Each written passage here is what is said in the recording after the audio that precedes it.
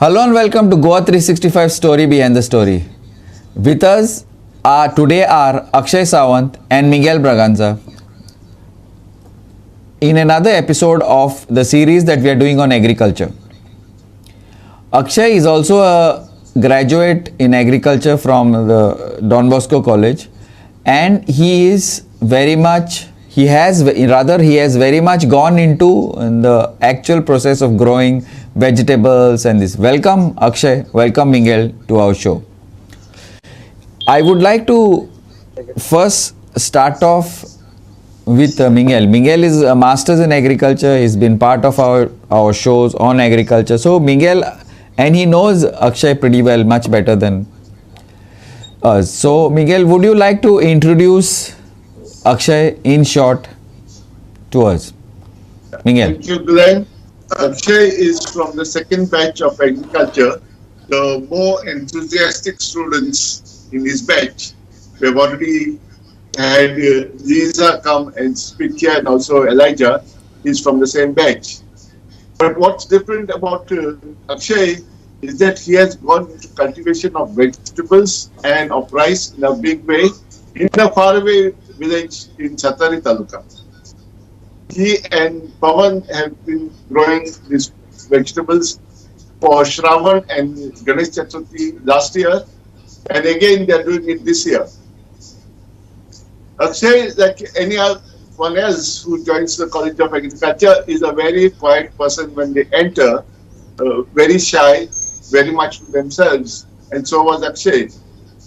Slowly he started working with the group, and within the group they were able to do quite a lot of work.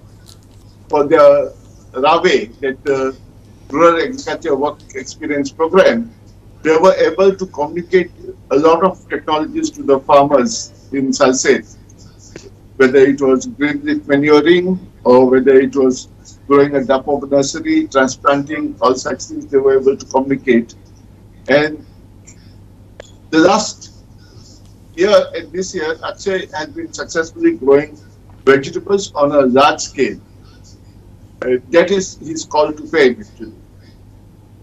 Yeah, thanks Miguel. Yeah, now Akshay, before we get into the details of what you're doing now, I want to know what pushed you into getting into agriculture. What made you join that bachelor's in agriculture? Because the youth, most of the youth in your age are not inclined towards that. In fact, they're averse to going into agriculture, even if their parents are into agriculture. Akshay. In return, I believe that joining to agriculture is my interest towards this agriculture, because I'm from the agriculture background, and my family used to do this farming activity from the past. So when I was a child, I used to involve in the various activities related to farming. Especially, we used to do paddy cultivation and a small sort of like vegetable cultivation, like kitchen garden. So as a child, I was always interested to carry out this activity in the future and make the land productive. So after 10th, I came to across these agriculture courses. So and later on, I decided to pursue my graduation in agriculture and to look for a job. Or my intention was to start this business activity in the farming. So it was my support from my family also too, because they were interested in agriculture too. And we had a barren land, which was almost from around last 8 years. There was no cultivation. So that was my intention to start this farming activity. Fine. So you had some sort of a basis. Yeah, but I agree. You had some sort of a background. But what was the decision why you went for agriculture and not for a job? That's what I want to know. What pushed you towards that?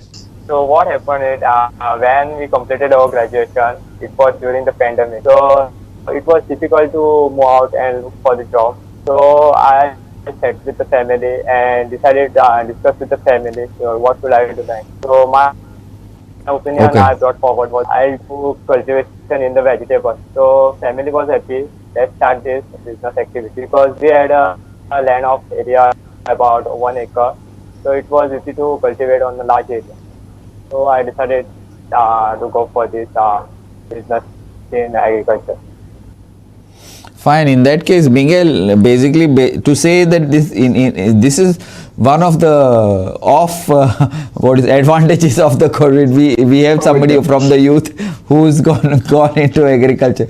Miguel, do you see this often, that people out of choice, instead of sitting and moaning and crying, I'm talking about the youth, specifically the youth, during this pandemic, or in this, people who have graduated around this pandemic situation, have decided to go into agriculture, and not just for themselves, but on a commercial basis.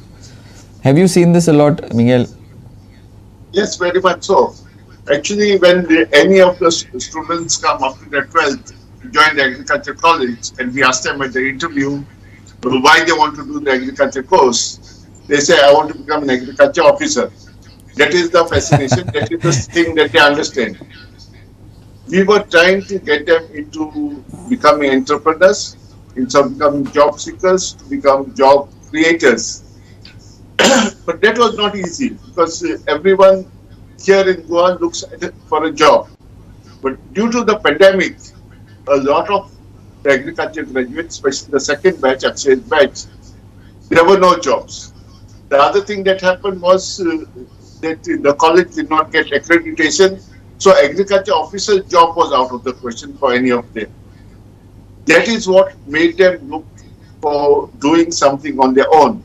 They also are going to farming, and they need advice, because they know nothing about agriculture, and Akshay's batch are the best prepared to talk about organic agriculture. Today, and not only as far as whatever the people, the experts are talking about from the health point of view, but also from the commercial point of view, because organic seems to be the next big thing, and with all these pandemics and the cancers and X and the Y, probably this will last for some time. Akshay, now this Miguel talks about organic. Could you explain to us what do you mean by organic, and what are the advantages, disadvantages, and how you go about it? So organic is generally defined avoiding the use of any synthetic fertilizer, chemicals, or any sort of any chemical in the field. It is called as organic, and the use of like organic inputs, that is vermicompost, cow dung is available, then farmyard manure, or use of any poultry waste, or this cow waste is available, or then mulches can be applied in the farm.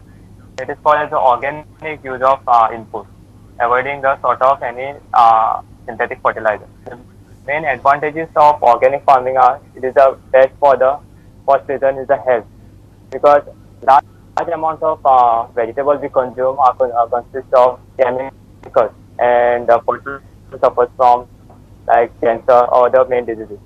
Yeah, and people think that fertilizer is farmers think that fertilizer is better because they yield is faster and they get a good results. Whereas in case of organic, the results are slower, but it is good for the health.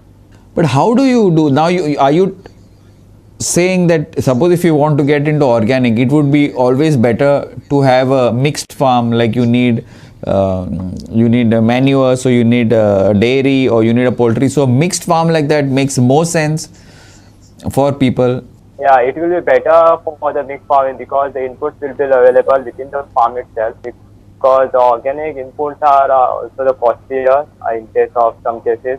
So it may be your production income may be less as compared to your investment will be more as you procure from outside this organic sources. So it will be better to manufacture this in the farm itself, like using of setting up of cow dung, then vermicompost unit. It will be better for the farmer itself. But is it easy? Is it difficult to organize this? Suppose if you have a steady flow of these raw materials, like say cow dung, or is it easy to organize this to make this organic manure in the farm? Yeah, it is easily can someone if the guidelines are provided by from agriculture offices to the farmers can make it easily available, because the processes are not too much longer, and it is farmer can easily understand the processes, and it is like a fixed method, so there is no much inputs are needed. Miguel, could you explain more in detail how this sort of a mixed farm and the organic processes, how it would work up till the final product when you are going to put the manure for your plants, or and what Yes. plants you can use and what you can't? Akshay has just given the basics of organic. In organic, there are two very important things that we deal with. One is no synthetic chemicals, so nothing manufactured in a factory is used as an input. The other part is that we look at all life forms and how the whole ecosystem works. So whether you have cattle, which give you cow dung, and from the dung you make manure, and with the manure you grow plants, and part of the plants are fed back to the cattle. So that becomes a cycle over there. Now, all people cannot do everything, especially if the farm is small, 1 acre, 2 acres. Then it may be difficult to run a dairy and a poultry and do pisciculture and do farming, because it all requires investment and it also requires space. So we look at the community coming together. Someone got dairy, you take the cow dung from him and you give him back the straw from your rice or fodder in exchange. So you can have that cycle also happening. The other part we look in organic is your food miles. Food should be eaten locally. It should not be brought thousands of kilometers away and eaten. Today we eat watermelons in the monsoon. It's not very good for health, and that's why watermelons also don't grow in the monsoons over here in Goa. We grow other vegetables, cucurbits only, but others, maybe cucumber or ridge gourd or bitter gourd or something we grow. So what is seasonal in that area is also good food. So organic looks at that. As much as possible, going local in your food. And this is something which Akshay and his classmates have been able to do. Now, before I go to Akshay, I want to add on a little bit. I want you to add on a little bit to us based on this. Now, this is a part on that mixed farming and the organic and everything. What about the post processing? Because a lot of our fruits get spoiled. A lot of our fruits, see now, seasonal, no doubt, but the market is limited if you're only going to sell to your neighbors. So, do you give us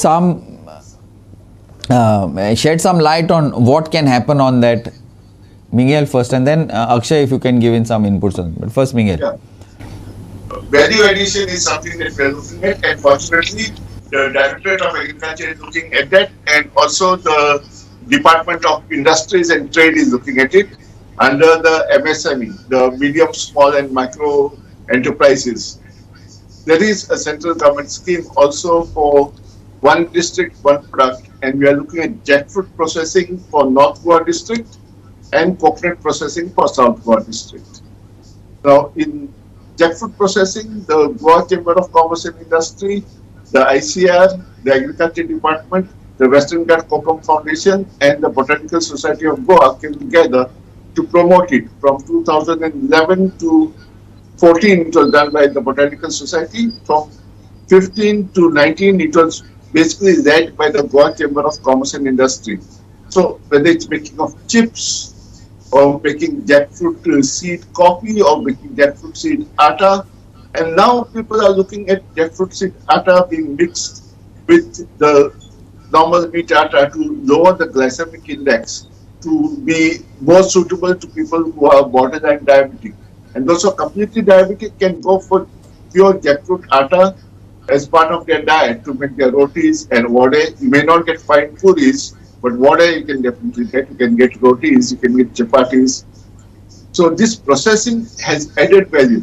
Jackfruit seed which were thrown out today are getting you money. So also raw jackfruit being processed into atta. Now the latest thing is raw banana even being made into atta. Now no one thought of bananas as flour, making atta for making biscuits and chapatis, but that has become a rage.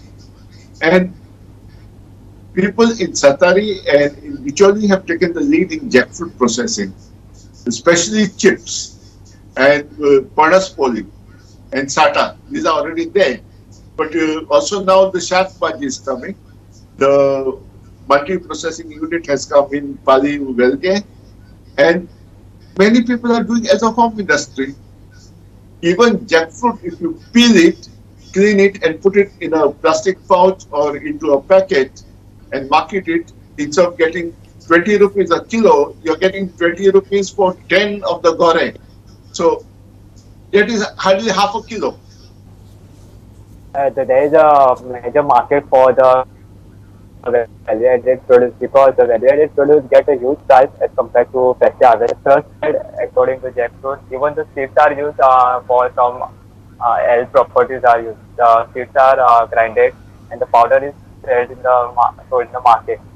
And even though this is there, mango is there, coconut can be post harvested.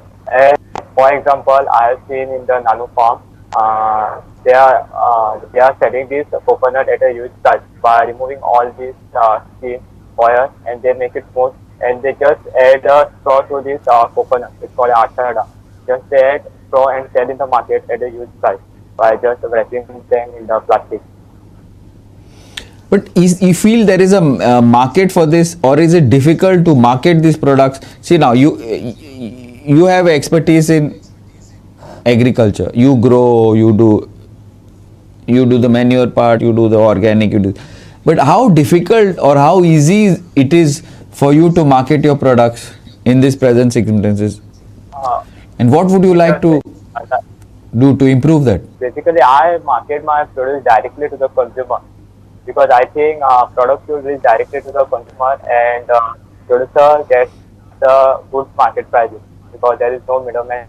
As my produce, I sell in the village, you can see it on the stores people are, and if there is an excess quantity of the produce, I sell them in the market like Goa State Horticulture Corporation is there or Bagaita Bazaar. But as compared to both these scenes, I see that I get a good market or the good prices when I sell my produce in the village.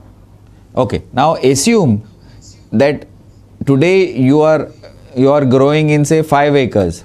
Tomorrow you get another 25 acres. Will it be possible for you to market this, or would you need some inputs or something else to see that you market this product which you are growing? It is difficult. It is difficult if they are going for the huge amount of area. So that's why the smaller area will be a good produce, I believe, according to me. So what would you need if you go in for a larger area? What would you need? It is possible if we try to create. We need to first create the market, look for market opportunities where it is available, and depending on that, we can cultivate this vegetable. So there will be a need of the laborers or the transporting from this to longer areas or to export outside, like for neighboring countries. Absolutely, yeah. Okay. Miguel, now this is what we find an issue with most products. Good product, no doubt, very good. But once you want to scale up, once you really look at making some serious money, the marketing setup is not there, or is it there? I don't know, Miguel. Could you shed some light on this? Yeah, actually in 1993, the Goa Horticulture Corporation was established and it's still functioning. At peak, it had about 1,100 outlets. Now about 900 are still functional. And they buy local produce. Now, so far, the local produce purchase used to be 300, 400 tons, which now with COVID and restrictions has picked up because there are more people growing here. The Chief Minister also has made a statement about that the purchase has gone up. But still, it's below 10% of what vegetables the corporation sells. So there is a scope at least to bring it to 50%. So the tie-up is required. The number of vegetables that they used to procure was only 10. That number has increased now. It has to go further increase. Another thing that needs to be done, and that will be possible now that Goa Horticulture Corporation has got its data computerized. Under the RKVY scheme, they have computerized their data. So you can see what moves at what time of the year, what are the quantities. So a data analysis required. What I'm saying is now I agree with you. Now this is what the government is doing. take the government out, because I don't know how efficient the government is. Let's not get into that, especially being a political year. So what I'm saying is, in case you take the government component out, how easy or how tough is marketing your produce? See, I'm not talking about say 1 acre, 2 acres, but if you have, say, now for Akshay, for Akshay and our Goan youth to roam around to buy a Mercedes or to have their own bungalow, which today or costs anything between 50 to 1 CR, they have to grow large in large areas. That's okay. You can grow community farming. You can arrange the thing. How will they sell that product? How good an infrastructure is there to sell? Because there is a lot of demand that everybody knows. But how is Akshay or Mingal or Glenn going to sell that? Go there and put that produce out in the market.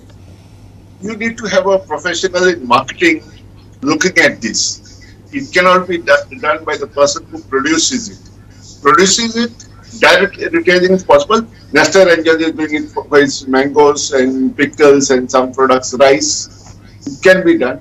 But for perishables like vegetables, you need to have market intelligence. Agriculture graduate, or maybe it will take a professional with an MBA or something to do it. But it needs analysis of what can move and to get them together into maybe a cooperative or some other form of partnership in which their produce is marketed at a commission.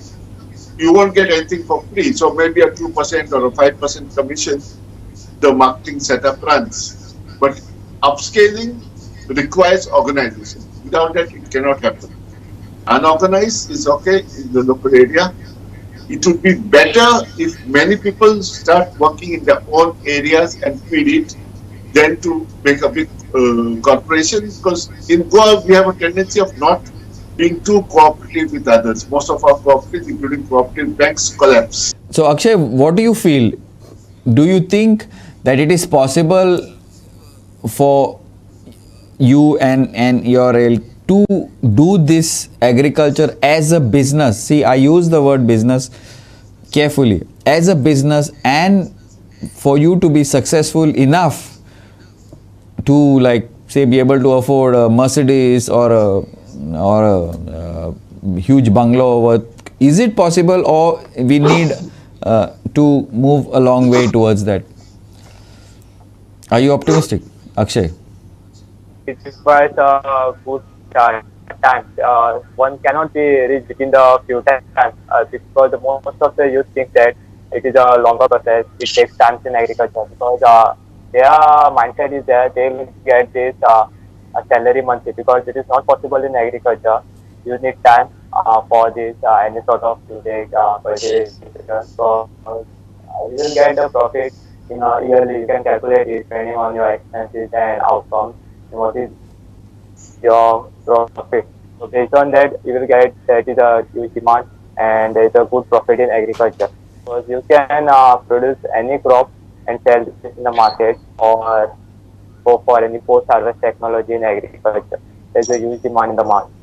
Thanks a lot, Akshay. I liked your optimism, and hopefully, if step by step, as you said, possibly we can do it. I think we can, and lots of people from in other parts of the world are doing pretty well. Thanks, Akshay, for coming on our show, and thanks, Mingal, for being part of our show all this time. Thank you, guys, and keep watching Goa 365.